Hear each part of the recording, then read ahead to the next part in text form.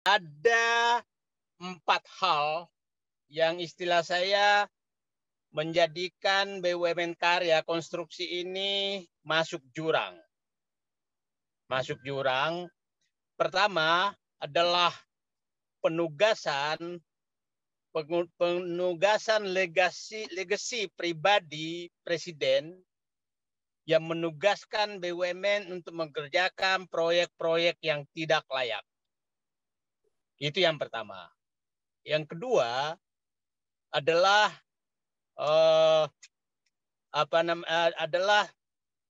pemaksaan perubahan ruang lahan bisnis BUMN konstruksi dari jasa konstruksi menjadi investor atau developer. Itu yang kedua. Yang ketiga adalah terjadinya intervensi terhadap BUMN karya, BUMN konstruksi dalam hal penentuan subkontraktor. Dan yang keempat adalah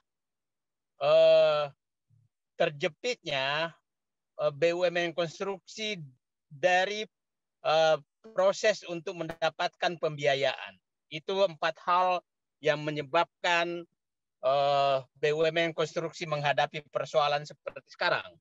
Nah, yang pertama saya katakan penugasan terhadap proyek-proyek tidak layak ini yang menjadi beban sangat berat terhadap BUMN konstruksi. Nah, saya kasih contoh.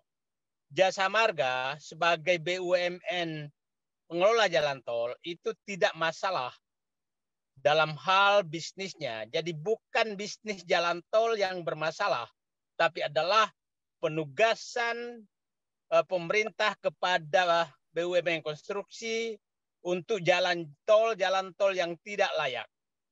Jalan tol tidak layak ada 2 hal penyebabnya. Satu adalah bahwa biaya konstruksi jalan tol itu meningkat sangat drastis dari hampir sekitar 300% sejak 10 tahun terakhir. 300% meningkatnya. Nah, yang kedua adalah pembelian ruas-ruas tol yang awalnya milik swasta dan dibeli oleh BUMN, dipaksa dibeli oleh BUMN konstruksi dengan harga yang sangat mahal. Saya katakan contoh saja, dan itu pasti banyak jalan tol seperti ini. Jalan tol Becakayu itu adalah jalan tol termahal, mungkin termahal di dunia. Yang dibeli dari swasta, biayanya itu 600 miliar per kilometer. Jadi itu tidak mungkin layak sama sekali. 600 miliar per kilometer artinya 10 kali lebih mahal dari biaya pembangunan jalan tol di luar kota tahun 2014. Itu dulu hanya sekitar 60 miliar.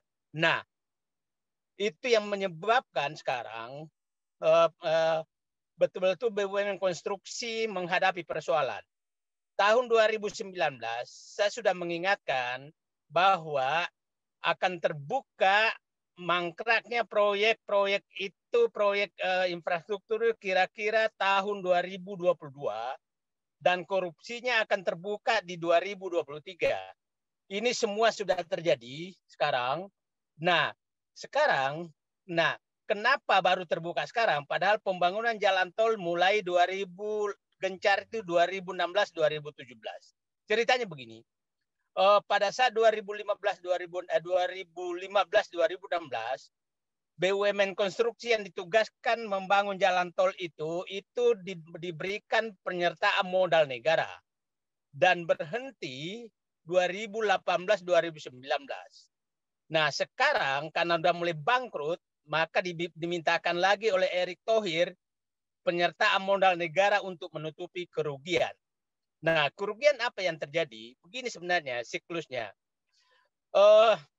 Di BUMN konstruksi ada 2 area bisnis yang bertolak belakang. Jasa konstruksi dan developer atau investor. Nah, jasa konstruksi itu selalu menginginkan agar biaya proyek tinggi, agar marginnya besar. Oke, itu karakteristik jasa konstruksi. Semakin besar biaya proyek, maka untungnya semakin besar. Sementara sebagai investor, semakin tinggi biaya proyek, maka semakin tidak layak. Nah, sekarang jadi tahun-tahun sampai tahun 2020 yang dinikmati BUMN konstruksi itu adalah keuntungan sebagai kontraktor.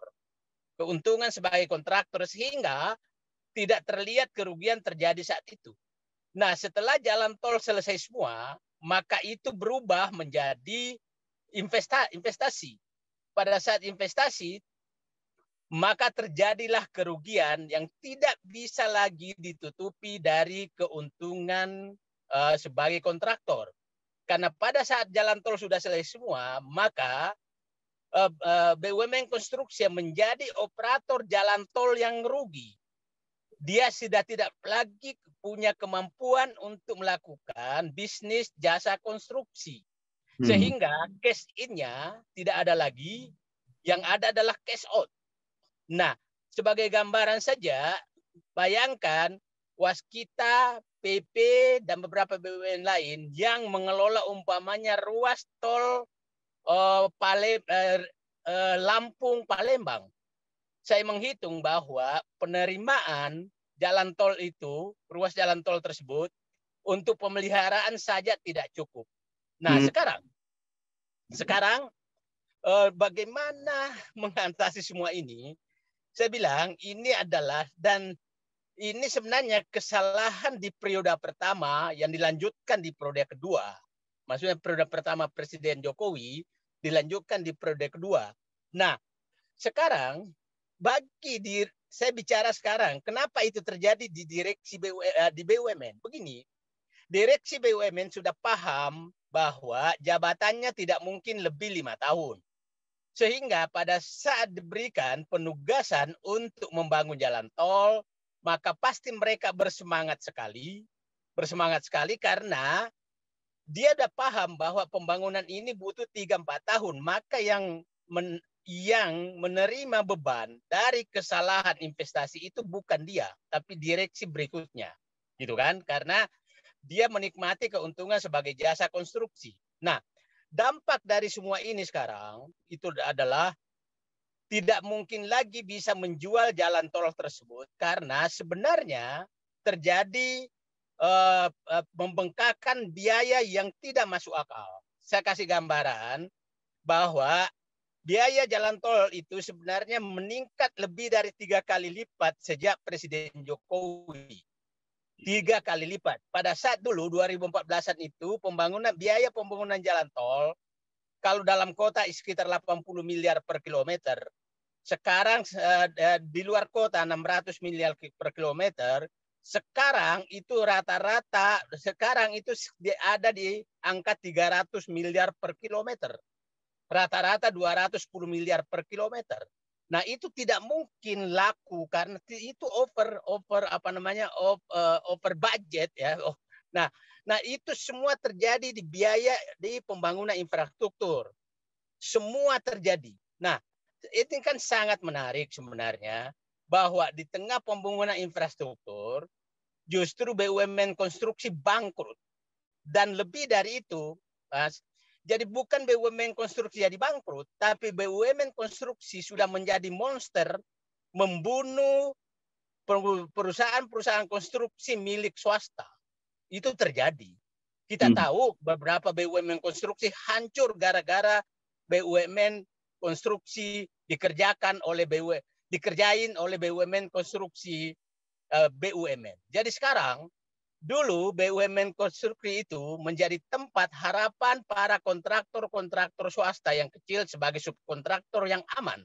Sekarang mereka dibunuh oleh BUMN konstruksi. Jadi menurut saya BUMN konstruksi sekarang itu bukan hanya mati, tapi dia menjadi pembunuh, gitu loh. Bukan hanya bangkrut, tapi membangkrutkan swasta. Nah, ini lebih parah. Jadi lebih parah kalau dia bangkrut saja. Yang masalahnya adalah dia membangkrutkan dulu perusahaan swasta, baru dia bangkrut, dan setelah dia bangkrut dia minta penyertaan modal negara.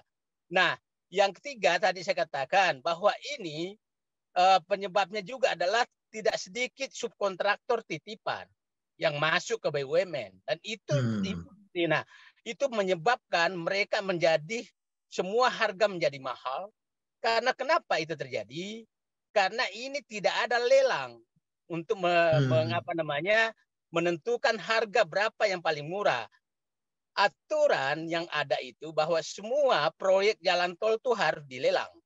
Tapi faktanya sekarang tidak ada jalan tol dilelang, tapi ditunjuk. Karena ditunjuk, maka tidak ada batasan harga berapapun. Akhirnya apa yang terjadi? Mafia tanah untuk pembebasan lahan itu menjadi kaya raya, dan kita tahu siapa mafia tanahnya, saya tahu siapa mafia tanahnya, sehingga anggaran menjadi tinggi sekali. Dan coba bisa kita bayangkan bagaimana korupsi terjadi di jalan tol layang MBZ yang 13,5 triliun sekian gitu kan. Nah, saya katakan perhitungan saya biaya kemahalan jalan tol selama rezim Jokowi ini kira-kira tidak kurang dari 100 triliun. Dengan kemahalan 100 triliun, jangan berharap bahwa BUMN konstruksi masih bisa diselamatkan. Nah, yang keempat saya katakan tadi, dari proses pembiayaan ini sudah terjebak. Karena begini, margin konstruksi itu biasanya maksimum 10%. Tapi karena ambisius untuk melaksanakan proyek, maka dia tidak bisa lagi mendapatkan dana yang sesuai karakteristik pembiayaan untuk jasa konstruksi. Maka dia mencari dana komersil, maka menjadi jebakan yang sangat berat ke depan. Dan kita tidak bisa menyatakan bahwa kenapa kesimpulan saya menyatakan bahwa ini karena penugasan, karena ini karena perubahan perubahan area bisnis dari pebisnis jasa konstruksi menjadi investor. Ini faktanya bahwa Jasa Marga yang pengelola jalan tol itu tidak masalah kok, tidak menghadapi masalah apapun, biasa-biasa saja. Karena ada menyatakan selalu berlindung sekarang bahwa jasa konstruksi ini kena karena COVID. Enggak juga, saya bilang. Bukan karena COVID. Faktanya Jasa Marga menghadapi COVID tidak ada masalah kok. Nah, kira-kira itu uraian saya simpulkan bahwa masalah yang dihadapi jasa konstruksi sekarang adalah, pertama penyebabnya adalah bahwa perubahan area bisnis dari jasa konstruksi menjadi investor. Yang kedua adalah penugasan proyek-proyek yang tidak layak oleh pemerintah. Yang ketiga adalah bahwa subkontraktor terjadi intervensi. Yang keempat adalah proses pembiayaan yang tidak match dengan karakter bisnis perusahaan jasa konstruksi. Saya pikir itu dari saya. Saya ingin katakan ambisi awalnya bahwa pasti kalau sudah dibangun pasti laku, itu kan ambisi awalnya. Faktanya nggak bisa dijual. Kalau ada yang memaksakan menjual di bawah nilai buku, maka kita akan bongkar dan masukkan dalam penjara orang yang menjual dalam nilai buku. Nah, persoalannya sekarang, apakah dibiarkan bangkrut? Saya bilang begini, ini prospek bisnisnya masih ada. Jadi saya tidak melarang melakukan penyertaan modal negara, tapi yang perlu dilakukan adalah lakukan dulu audit terhadap proyek-proyek tersebut, termasuk audit pembelian ruas tol yang dilakukan oleh BUMN kepada pemilik swasta. Sebagai contoh, dalam jalan tol Becakayu, kenapa bisa sampai biayanya 600 miliar per kilometer? Bagaimana ruas tol lain? Jadi saya katakan tadi, saya singkat menyatakan, lakukan segera audit untuk menentukan berapa pemerintah harus menalangi agar proyek agar BUMN konstruksi bisa selamat, agar jalan tol ini tidak jatuh kepada asing dengan harga yang murah.